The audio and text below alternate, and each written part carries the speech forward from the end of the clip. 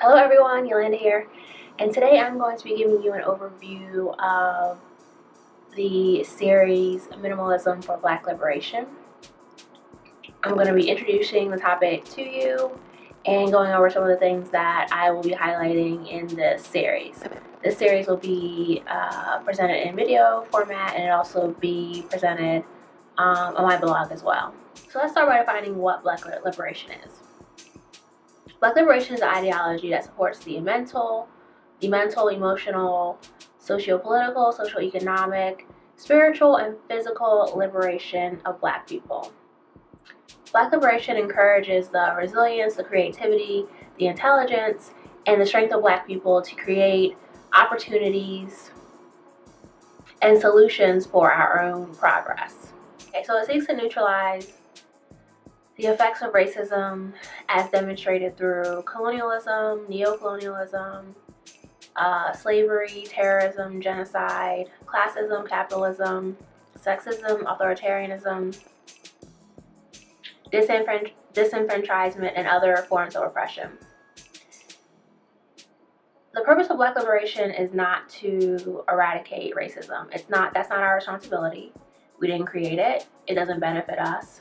We don't employ it. But we will continue to expose racism in all its forms as long as it continues. Black liberation is about the empowerment of Black people. All peoples who are African descendants,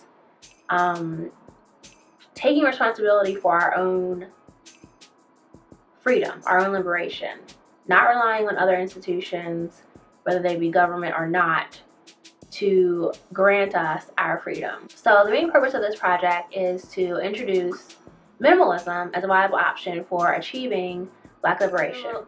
I feel minimalism is an appropriate tool for achieving Black liberation because it's based on a lifestyle and a mindset change. There have been there have been several movements prior to this. And although strides have been made in terms of education, material wealth, there is a Black presence in, most fields, but even though that presence is not as strong as it could be or should be, we still are facing daily oppression. I think minimalism is very powerful because it encourages self-sufficiency, the efficient and responsible use of resources, healthy living. It's anti-consumerism and anti-materialism. Minimalism basically encourages a break from societal and systemic norms.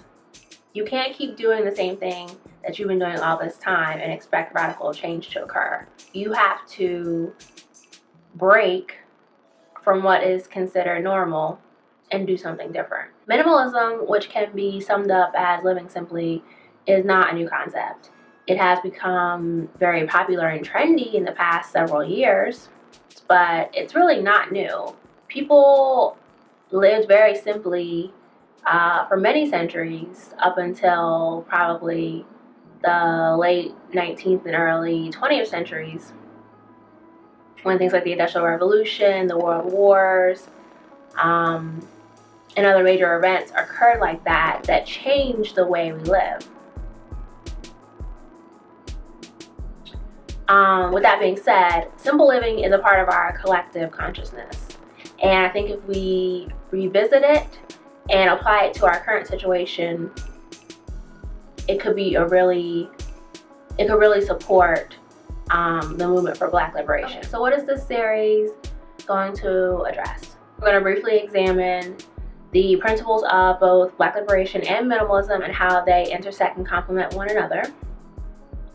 We're going to look at other Black liberation movements from the past as well as current movements and see what can be learned and if anything can be incorporated into this movement.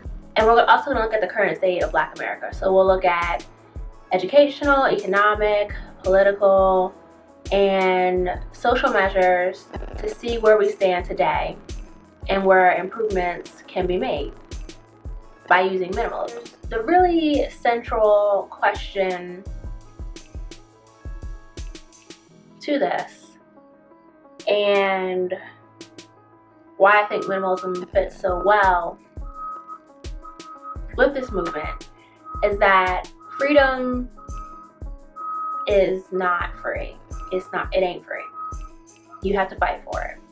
And the central question that minimalism asks, and what the struggle for freedom is asking, is what are you willing to give up to be free? What are you willing to sacrifice?